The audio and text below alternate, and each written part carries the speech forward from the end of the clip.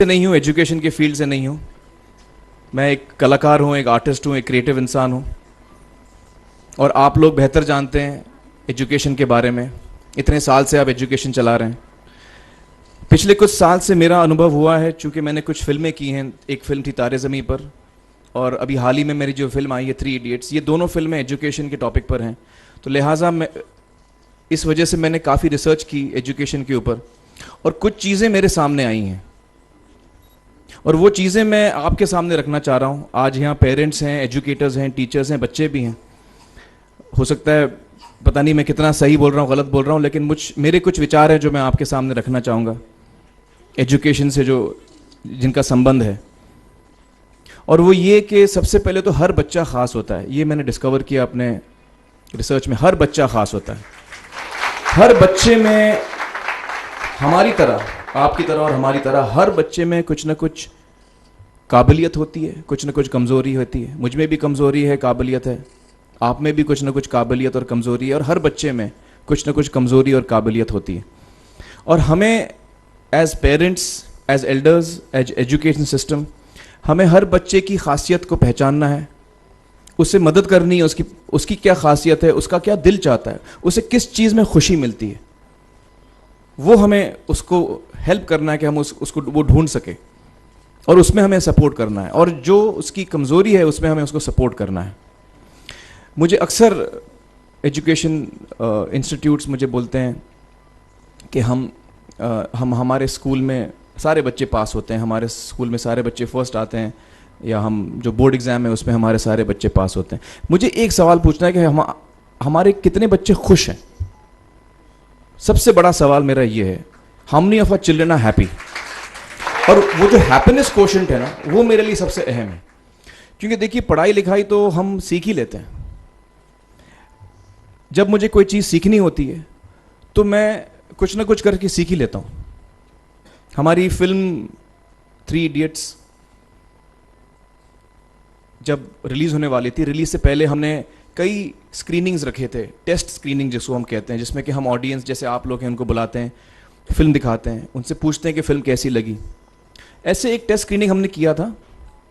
बम्बई में एक फैक्ट्री में कारीगर लोग काम करते हैं, तो करीब 25-30 कारीगर आए थे उस स्क्रीनिंग में। स्क्रीनिंग के बाद उनका एक कारीगर था, उसने मुझसे एक सवाल पूछा। उसने मुझसे ये पूछा, आप लोगों ने फिल्म देखी है 3 इडियट्स? उसमें उसने मुझे एक सवाल पूछा जो बहुत कमाल का सवाल था। उसने मुझे ये सवाल पूछा कि सर, पिक्चर के अंत में हमें पता लगता है कि आप तो रणछोड़ दास थे ही नहीं, रैंचो तो थे ही नहीं आप, तो सर्टिफिकेट तो आपको मिला नहीं, वो तो जावेद जाफरी को मिल गया। तो आप इतने बड़े साइंटिस्ट कैसे बन गए? इतने बड़े पेटेंट्स, 400 पेटेंट्स, जापानी लोग आपके पीछे पड़े हैं, तो आपको सर्टिफिकेट तो मिला नहीं, तो आप इतने बड़े साइंटिस्ट कैसे बन गए? बहुत ही अहम सवाल है ये, बहुत ही इंपॉर्टेंट सवाल है।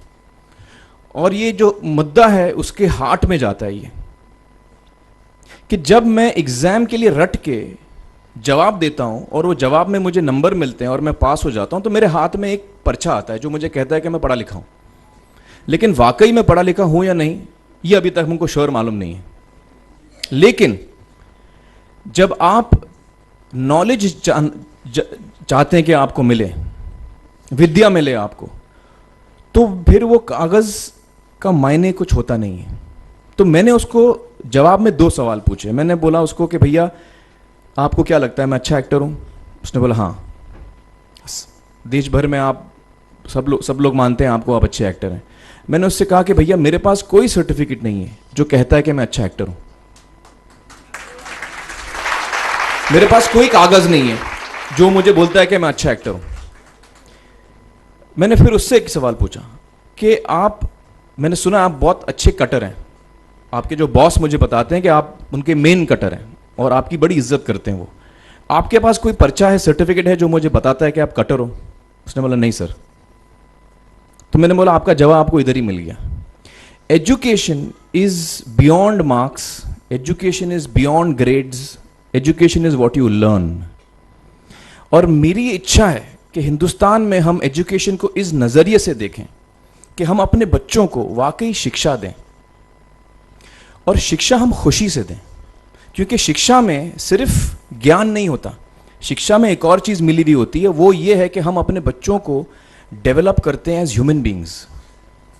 आगे चल के वो ज़िंदगी में अच्छे इंसान बने, आगे चल के वो अपने पैरों पे खड़े रह सकें, आगे चल के वो इज्जत की ज़िंदगी जी सकें, आगे चल के वो दूसरों के बारे में ध्यान रखें, आगे चल के वो किसी के चेहरे पे मुस्कुराहट ला सकें, आगे चल के वो किसी की मदद कर सकें।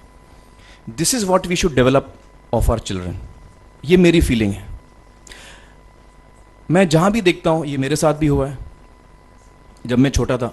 जब से हमारे बच्चे छोटे होते हैं, जब से बच्चे पैदा होते हैं, बच्चा घर आता है, हम बच्चे को पूछते हैं भाई मार्क्स कितने मिले, फर्स्ट आया कि सेकंड आया? वो बोलता है सेकंड। सेकंड आया तो अरे फर्स्ट नहीं आया, डांट पड़ती है उसको। जो बोलता है मैं 10th आया तो उसकी तो हालत ही बुरी हो जाती है। बच्चे को लगता है यार ये फर्स्ट आना बड़ा ज़रूरी है। उसको रेस में हम पूछते हैं तुम रेस में फर्स्ट आए कि सेकंड आए, में हम उसको बचपन से, जब से वो केजी लोअर केजी में होता है, जब लोअर केजी में रेस होती है, चमचा मुंह में लगा के उसमें नींबू डाल के भागते हैं, उसमें भी हम बच्चे को पूछते हैं अरे मेरा बेटा फर्स्ट आएगा, ला, ओ बेटा मेरा फर्स्ट आना, मतलब पेरेंट्स चिल्ला रहे हैं बेटा भागो, मतलब नींबू लेके भागो। तो उसमें होता क्या है कि बच्चे को लगता है कि यार ये बड़ा जरूरी है। मेरे पेरेंट्स को हमेशा, मेरे पेरेंट्स मुझे एक ही सवाल पूछते हैं, मैं फर्स्ट आया कि नहीं। उसके जहन में ये बात बैठ जाती है कि मेरे को अव्वल आना है, मेरे को compete करना है, मेरे को बाकी लोग से आगे निकलना है। टीचर्स भी यही सवाल उसको पूछते हैं आमतौर पे, मेरे साथ हुआ है। होता क्या है कि जब वो बच्चा 21 साल का होता है तो वो बड़ा सेल्फिश हो जाता है, और उसको सेल्फिश हमने बनाया, हमारे सिस्टम ने बनाया। वो अपने बारे में सोचता है और किसी के बारे में नहीं सोचता है, क्योंकि यही हमने उसको ट्रेन किया है बचपन से। बचपन से हमने उसको यही ट्रेन किया कि बेटा तुम पहले आना, बाकी सब लोग को भूल जाओ। तो जब वो नौजवान बनता है तो उसका नजरिया सोसाइटी की तरफ यही हो जाता है कि भैया मुझे आगे बढ़ना है, बाकी सब बाय हुक और by crook I must succeed, I don't care about anybody else. मेरा ये दिल कहता है, मेरा ये दिल चाहता है कि अगर हम जितने यहां पेरेंट्स हैं, एडल्ट्स हैं, यंगस्टर्स हैं जो कल जाके पेरेंट्स बनेंगे, अगर हम अपने बच्चों को ये सीख दें जब वो छोटे हैं, जब वो घर आए हम उसको ये सवाल पूछें, ये नहीं पूछें कि मार्क्स कितने मिले, उसको ये पूछें कि बेटा आज तुमने किसकी मदद की, आज तुमने किसके चेहरे पे मुस्कुराहट लाई। अगर हम उसको ये पूछें तो उसको ये लगेगा कि यार ज़रूरी ये है। मेरे पेरेंट्स मुझे हमेशा ये पूछते हैं, मार्क्स का तो कभी पूछते नहीं, वो मुझसे ये पूछते हैं कि भैया तुमने किसको हेल्प किया आज। तो हेल्प करना लोगों को, लोगों के बारे में सोचना, लोगों के चेहरे पे मुस्कुराहट लाना, ये मेरे पेरेंट्स के लिए बड़ा इंपॉर्टेंट है। साइकोलॉजिकली वो इस चीज़ के साथ बड़ा होगा, स्कूल वही जाएगा, पढ़ाई लिखाई वही करेगा, वो उसका नज़रिया थोड़ा बदल जाएगा। जब वो नौजवान, जब वो बच्चा नौजवान बनेगा, 21 साल का होगा, और सारे बच्चे उस उम्र के जब 21 साल के होंगे, हमारी सोसाइटी चेंज हो जाएगी।